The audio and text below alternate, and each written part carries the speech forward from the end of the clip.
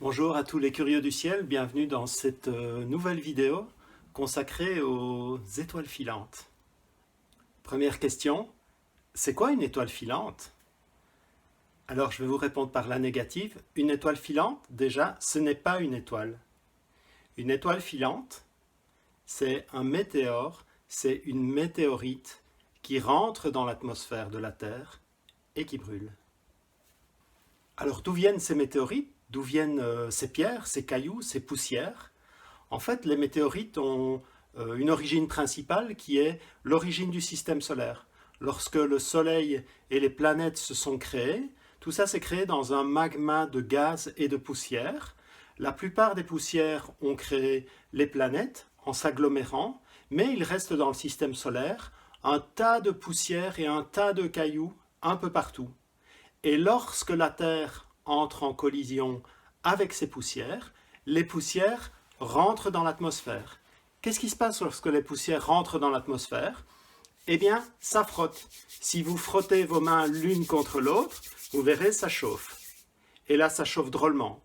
Parce que la Terre, elle voyage dans le système solaire à une vitesse de 30 km à la seconde. Vous imaginez 30 km à la seconde. Et à cette vitesse, la poussière rentre dans l'atmosphère. Autant vous dire qu'elle est complètement carbonisée. Et en brûlant, elle émet de la lumière. Et c'est pour ça que vous voyez une traînée lumineuse. Beaucoup d'essaims d'étoiles filantes ne proviennent pas de poussières éparses dans le système solaire, mais proviennent des comètes. Les comètes, ce sont ces gros rochers qui sont constitués fatalement de roches, mais également de glace, qui viennent du confin du système solaire et qui voyagent sur de grandes orbites autour du Soleil.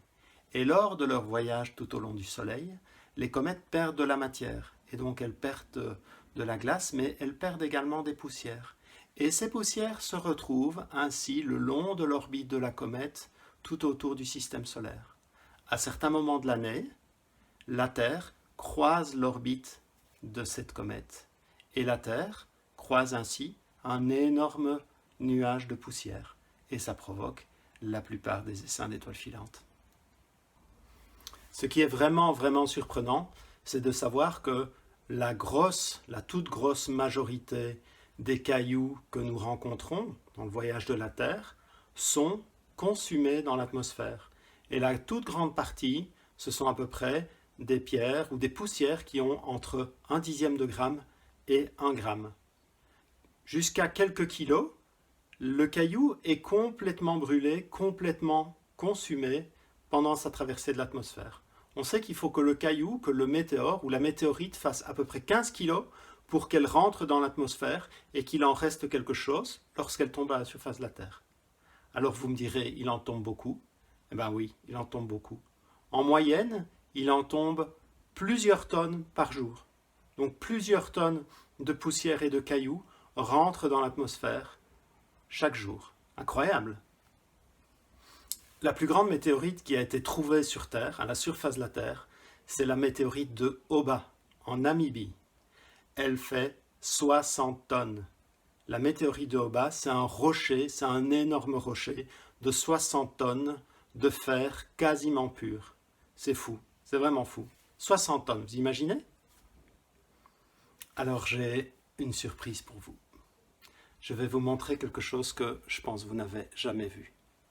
Sauf peut-être certains d'entre vous qui sont des astronomes aguerris. Je vais vous montrer une météorite.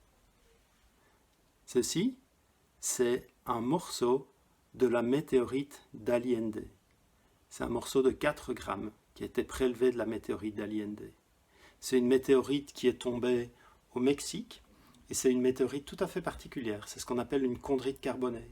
En fait, on trouve dans ce caillou, on trouve des composants carbonés, des composants qui sont à la base de la vie, à la base de la vie que nous connaissons. Et ce morceau, il est venu du ciel.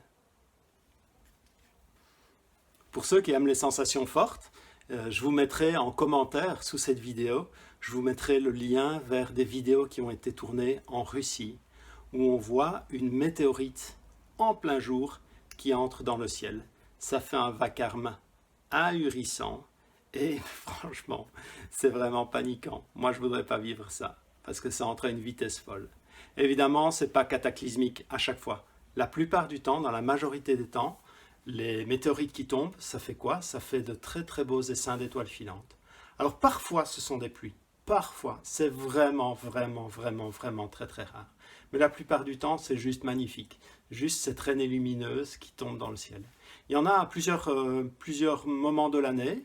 Il y en a beaucoup l'été, dans les 5 qu'on appelle les perséides, dont le maximum est plus ou moins vers le 11-12 août. Il y en a actuellement, je tourne cette vidéo au mois de fin avril, donc il y a les Syndélirides, mais on trouve également les Orionides, les Géminides, les Quadrantides, donc il y a des étoiles filantes un petit peu tout le temps, tout au long de l'année. Cette vidéo sur les étoiles filantes et les météorites est terminée. Merci de m'avoir écouté jusqu'au bout. J'espère que ça vous a plu. Mettez-moi en commentaire, toujours sous cette vidéo, si vous avez des questions, si vous avez des commentaires, des liens. J'y répondrai bien volontiers. Et puis je vous souhaite une belle journée. Je vous souhaite surtout de très belles nuits étoilées. Prenez bien soin de vous. Et puis ne cessez jamais de vous émerveiller. À bientôt.